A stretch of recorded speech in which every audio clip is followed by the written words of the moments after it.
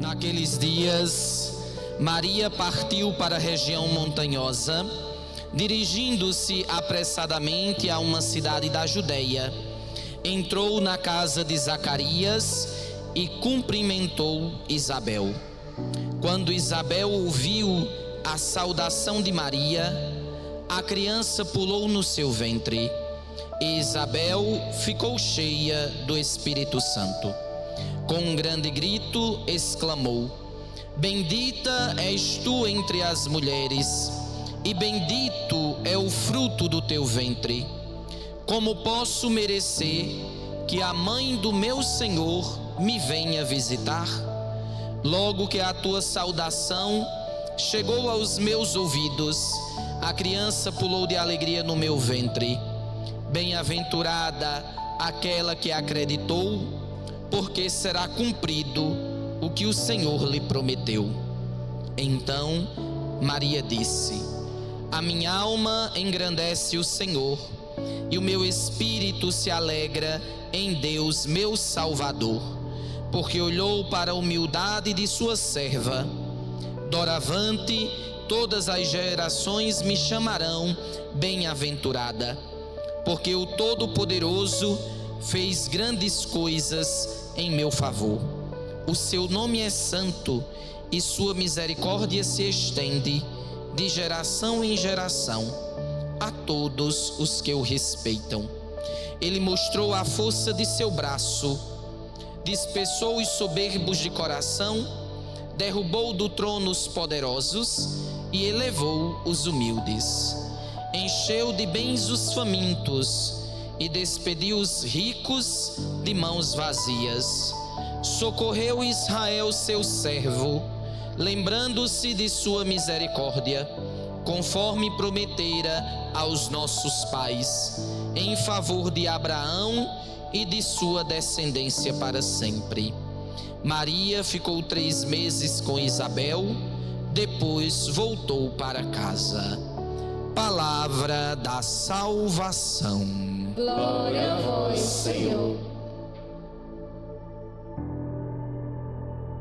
Amados irmãos e irmãs, celebramos o domingo, o dia do Senhor, nossa Páscoa semanal. E nesta Páscoa do Senhor, hoje, também nós celebramos a festa da Assunção de Nossa Senhora. Para entendermos melhor o que significa esta festa para a nossa vivência cristã, para a nossa vivência do ser igreja, vamos entender o que significa a Assunção da Virgem Maria. A palavra Assunção significa elevada. Em outras palavras, podemos dizer que a festa de hoje que celebramos é a festa da elevação de Nossa Senhora aos céus. No Oriente, onde tudo começou, onde esta festa foi celebrada por primeiro, tem como nome a festa da Dormição de Nossa Senhora, festa da Dormição da Santa Mãe de Deus, ou a festa da Glorificação de Maria. Por quê? Porque a nossa fé nos ensina que a Virgem Maria, sendo a Imaculada pelos méritos de sua missão, e qual foi a missão da Santa Mãe de Deus? Ser a mãe do Salvador. Então, tendo em vista aos méritos desta missão de ser a mãe do Salvador, de trazer para o mundo a salvação, Maria, ela é preservada do pecado. Na Santíssima Virgem, a mancha do pecado não habitou, porque Deus a preservou antes de tudo, tendo em vista os méritos de Jesus Cristo, seu Filho. E sendo a Imaculada, a toda santa, a pura, a Santa Mãe de Deus, terminando a sua missão nesta terra, terminando a sua vida terrena, ela adormece. E adormecendo, ela é elevada aos céus pelos santos anjos. A Santa Mãe de Deus, sendo a Imaculada, ela não podia ter o seu corpo corrompido pelo sepulcro. O corpo puríssimo da Virgem Imaculada não passou pela corrupção do pecado, pela corrupção do sepulcro, como os nossos irão passar um dia. Então, a Virgem adormece e os coros dos anjos a elevam à glória do seu Filho Jesus. E no céu, a Santa Mãe de Deus habita em corpo e alma. A Santa Mãe de Deus está no céu, como hoje nós estamos aqui, vivos, corpo e alma, matéria e espírito, porque o seu corpo não foi corroído. O seu corpo não passou pelo que os nossos corpos um dia irão passar, a decomposição. Tendo em vista da sua vida santa, tendo em vista da sua humildade, da sua pureza. Então hoje nós celebramos esta festa, a festa da Assunção da Santa Mãe de Deus, o dia que a Virgem foi elevada aos céus, e no céu ela foi coroada como rainha. Entendendo agora o que significa a palavra Assunção, que é elevação, vamos entender por que a igreja celebra esta festa. Porque esta festa já era celebrada desde a igreja primitiva. Os primeiros cristãos já sentia, já rezava, já cantava e já propagava esta festa como verdade de fé. Como verdade de fé. Então, esta festa já é uma festa bastante antiga, porém, ela só entrou de modo oficial no calendário litúrgico e se tornou universal para toda a igreja no ano de 1950, pelo Papa Pio XII, quando declara a Assunção da Santa Mãe de Deus como uma verdade de fé. Aí nós podemos nos deparar com muitos irmãos nossos de outros credos que vão dizer: mas nas Sagradas Escrituras não diz que a Virgem Maria está de corpo e alma no céu. Não diz. Se pegarmos as Sagradas Escrituras do Gênesis ao Apocalipse, nada vai afirmar que a Mãe de Deus está no céu de corpo e alma, ao menos nos escritos das Sagradas Escrituras. Até aí os nossos irmãos de outros credos têm razão e não podemos discordar deles. Porém, a Assunção de Nossa Senhora, sendo um dogma de fé, é uma verdade de fé declarada pela igreja, porque desde o princípio a igreja já rezava, a igreja já celebrava, a igreja já acreditava que a Santa Mãe de Deus estava no céu de corpo e alma. A igreja oficializa, declarando um dogma. E o que são os dogmas? Verdade de fé. Então só acredita quem tem fé. O critério para se acreditar que a Mãe de Deus está no céu de corpo e alma é ter fé. Então, nós não precisamos discutir com ninguém, porque quem afirma que a Virgem Maria está no céu de corpo e alma é a fé da igreja. E como cristãos católicos, nós acreditamos naquilo que a igreja fala. A igreja fala, porque nós temos as Sagradas Escrituras, a tradição e o magistério da Santa Igreja. Esses três pilares é o que formam as bases para o nosso depósito da fé, o depósito fidei, o depósito da fé. Nem tudo está nas Sagradas Escrituras, nem tudo foi escrito pelos apóstolos, nem tudo foi escrito pelos autores sagrados, nem tudo. Mas o que não está escrito nas Sagradas Escrituras está na tradição, como a Assunção de Nossa Senhora.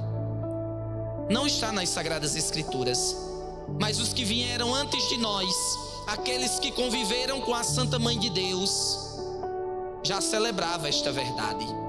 E aí o magistério da igreja ratifica, o magistério da igreja confirma, o magistério da igreja assume a responsabilidade, a tutela desta verdade. É por isso que a nossa fé, ela é resguardada nesses 3 pilares: Sagradas Escrituras, tradição e magistério. Coisas que outras igrejas não têm. Com a reforma protestante, Lutero tirou a tradição e tirou o magistério. Ficou só com as Sagradas Escrituras. Então se torna uma fé manca. É como uma cadeira. Um exemplo muito simples.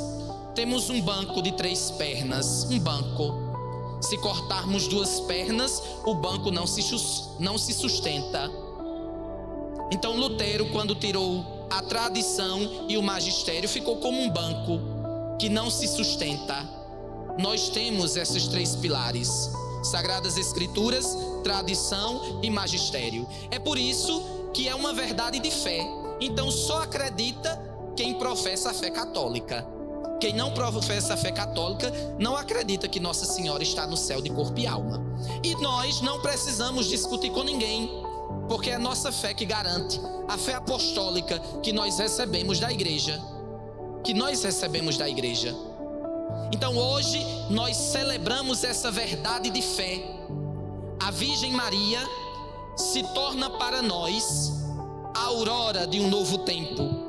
E que tempo é esse? O tempo da glória de Jesus Cristo.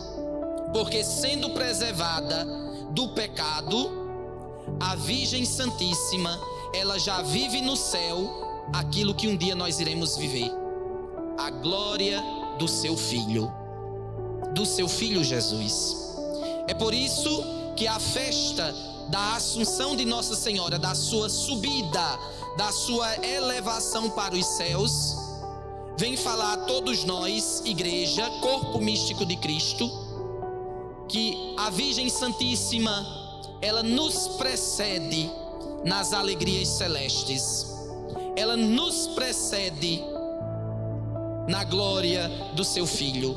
E assim como ela, um dia também nós desejamos viver nesta glória e estar nesta glória.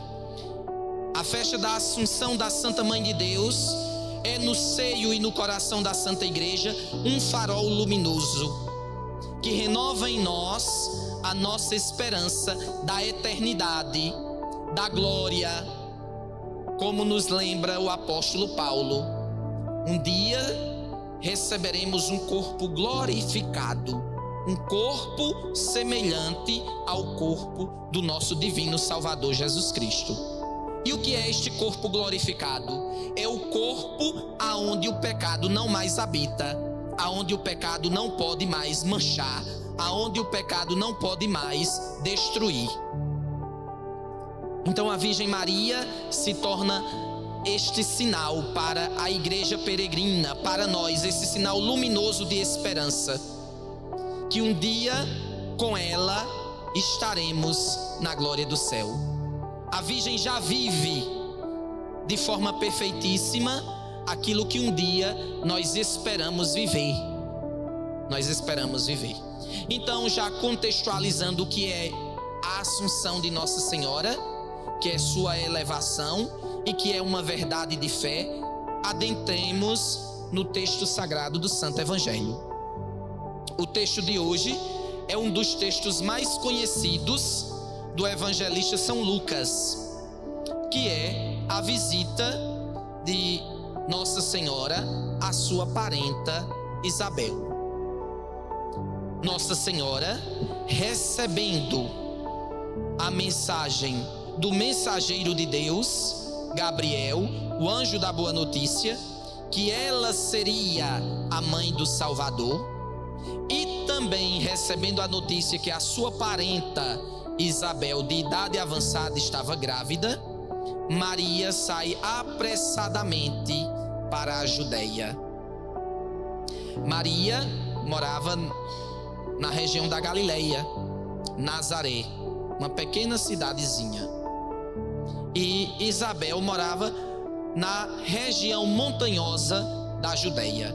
Então a Virgem Maria, sabendo desta notícia, que ela e a sua parenta Isabel foram agraciadas por Deus com o dom da maternidade, a Virgem sai apressadamente para a casa de Isabel.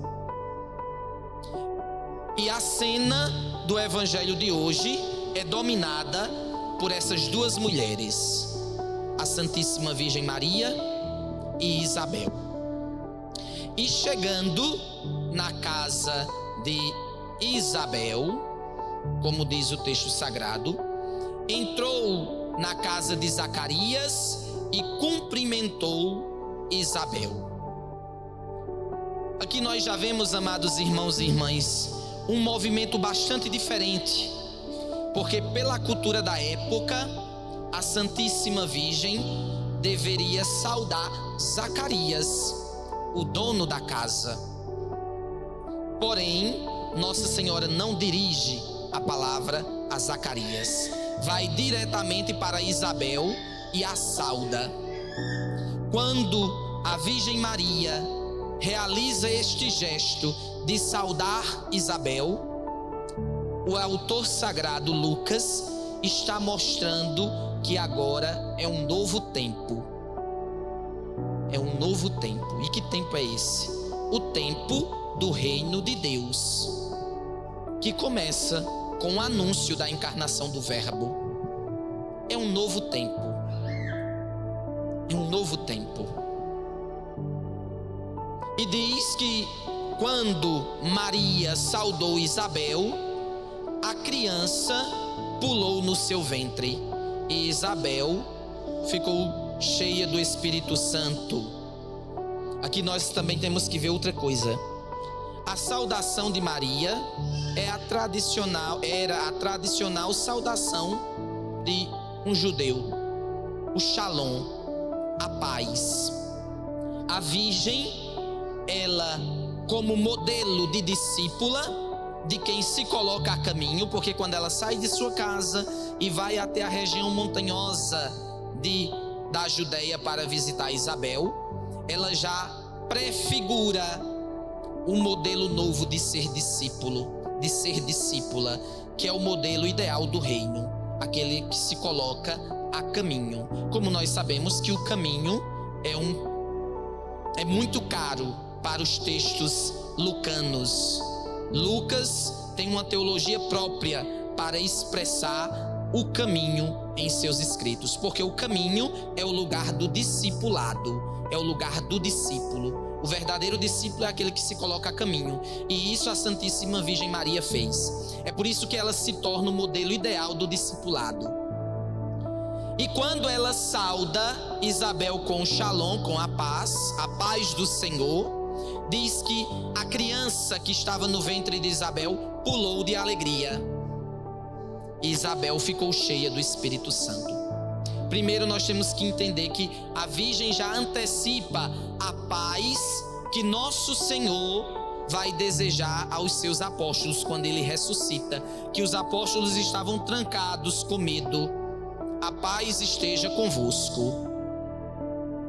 E a paz do Senhor, que a Santíssima Virgem Maria já antecipa, porque ela traz a própria paz no seu ventre, que é Jesus, não é um estado de tranquilidade, como eu já falei em outras homilias no tempo pascal. Não é um estado de tranquilidade ou um estado de paz, assim, que a gente vai armar as nossas redes em casa e passar o dia tranquilo, sem ter ninguém nos perturbando. Não. A paz do ressuscitado não é um tempo de tranquilidade, nem de ociosidade. E a prova disso é que quando Isabel escuta a saudação, o menino que está no seu ventre se agita, ele exclama, ele pula de alegria no ventre da mãe. A paz do ressuscitado é força, força que nos livra do comodismo, força que nos liberta do medo, força que nos coloca a caminho. Porque foi isso que os discípulos experimentaram. Quando o Senhor ressuscitado apareceu no meio deles e disse: a paz esteja convosco. E depois soprou sobre eles o Espírito Santo. E os discípulos fizeram a experiência do sair, do ir. Foram curados daquele medo que os aprisionava. Então é força, é alegria, é impulso, que em meio às dificuldades e aos medos, nós nos colocamos a caminho. E foi isso que Isabel sentiu. Foi isso que o menino que estava em seu ventre sentiu. O menino pula de alegria quando escuta o Shalom, a paz esteja convosco. E depois Isabel, cheia do Espírito Santo, depois de ter ouvido a saudação de Maria, ela exclama: bendita és tu entre as mulheres, e bendito é o fruto do teu ventre. Isabel é a primeira a declarar a Santíssima Virgem como bem-aventurada, como mulher feliz, porque Isabel sabia que ela trazia em seu ventre a salvação, o seu Senhor. Isabel e a Virgem Maria representam o resto de Israel que, perseverando, esperava o grande dia da vinda do Messias. Isabel e a Virgem representam a aliança de Deus, um Deus que selou a aliança com o seu povo no Antigo Testamento e um Deus que agora sela uma nova aliança com o seu povo, porque é um novo tempo com Jesus Cristo. E Isabel é a primeira que canta, que reza as bem-aventuranças, aquelas bem-aventuranças que Jesus vai dizer depois no Evangelho: bem-aventurados que choram, porque serão consolados. Bem-aventurados sois vós que perseguidos por causa de mim e do meu reino. E aí Isabel é a primeira a entender o projeto de Deus, quando ela diz: bendita és tu entre as mulheres, e bendito é o fruto do teu ventre. E aí o evangelista coloca a Virgem Maria dentro do plano cristológico, porque o evangelista coloca Maria como a arca da nova aliança. É uma nova aliança que agora Deus sela com o seu povo. É um novo tempo, é o Kairos, é o tempo de Deus. Porque diz que a Virgem, ela, ao entrar na casa de Isabel, Isabel reconhece que a criança que ela traz no seu ventre é o Salvador. E aqui o evangelista já vislumbra e já apresenta a Santíssima Virgem Maria como a arca da nova aliança. Por quê? O que era a arca da aliança? Como nós sabemos, depois que o povo de Deus fez a grande travessia em busca da terra prometida, que viveu os 40 anos no Egito, o que herdou depois que as primeiras gerações faleceram, depois que Moisés faleceu, que Arão faleceu, que Josué faleceu? O povo de Deus guardava as tábuas da lei, aquelas tábuas que foram inscritas a lei do Senhor em pedras, que o Senhor entrega a Moisés. Então o povo constrói uma arca e guarda as tábuas da lei dentro dela, porque as tábuas da lei era o sinal da presença de Deus na vida do seu povo. As tábuas da lei dentro da arca da aliança, dentro do grande baú da arca da aliança, era o sinal sagrado da presença de Deus na vida do seu povo. E para onde o povo ia, o povo levava a arca da aliança, aquelas tábuas de pedras com as leis que Deus tinha dado ao seu servo Moisés. É tanto que quando Davi vai receber a arca, ele faz uma grande procissão, uma grande festa, porque a arca vai chegar. E agora o autor sagrado coloca Maria neste plano, representando-a como a arca da nova aliança, porque agora não é a lei escrita em tábuas de pedra. Agora a Santíssima Virgem Maria traz em seu ventre a própria lei, Jesus Cristo, a lei do amor e da misericórdia. É por isso que na ladainha a gente invoca a Santíssima Virgem como arca da aliança, porque assim como a arca do Antigo Testamento, a arca era um baú banhado a ouro com muitos ornamentos que guardava as tábuas da lei. A Virgem Maria é aquela que trouxe no seu ventre para nós o Salvador. É por isso que nós invocamos ela como arca da nova aliança. E depois Isabel de ter exclamado as belas palavras sobre Nossa Senhora: de onde me vem que a mãe do meu Senhor me venha visitar?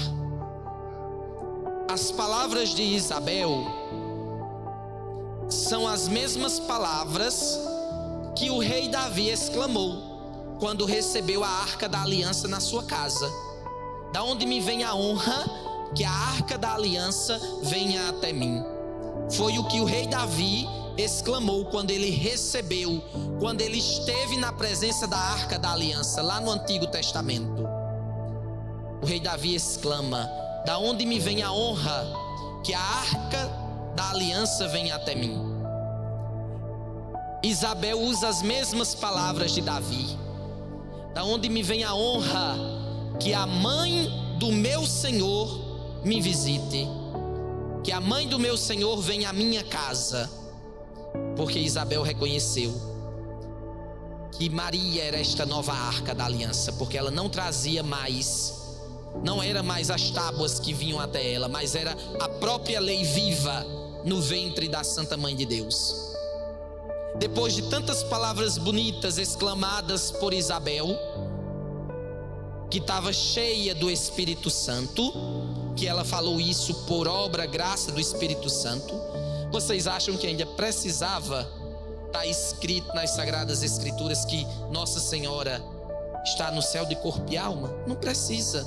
Depois de tantas palavras proféticas de Isabel a Nossa Senhora, isso aqui já basta para quem tem fé, para entender que a Mãe de Deus está no céu viva de corpo e alma.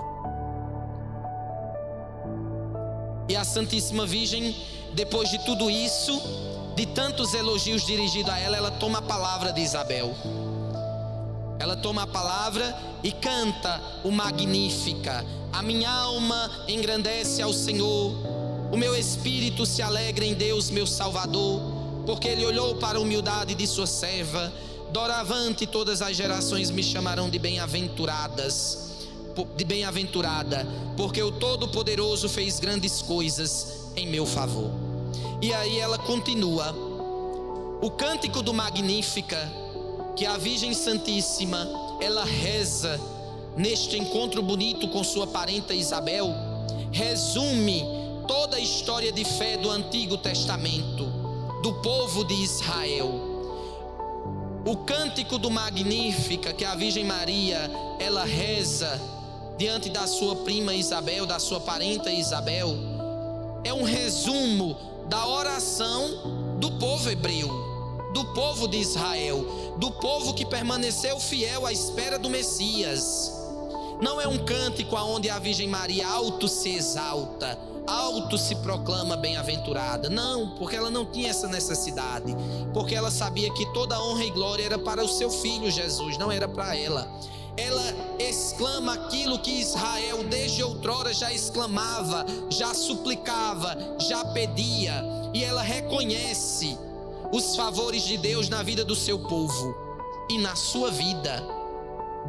É por isso que ela é bendita, é por isso que ela é bem-aventurada, é por isso que ela hoje é assunta ao céu de corpo e alma, porque toda a sua vida esteve em função dos méritos de Jesus Cristo, nosso Senhor. E assim como a Santa Mãe de Deus está no céu assunta de corpo e alma, peçamos a ela a graça da fidelidade, para que um dia também experimentemos da glória do seu divino Filho. Louvado seja nosso Senhor Jesus Cristo.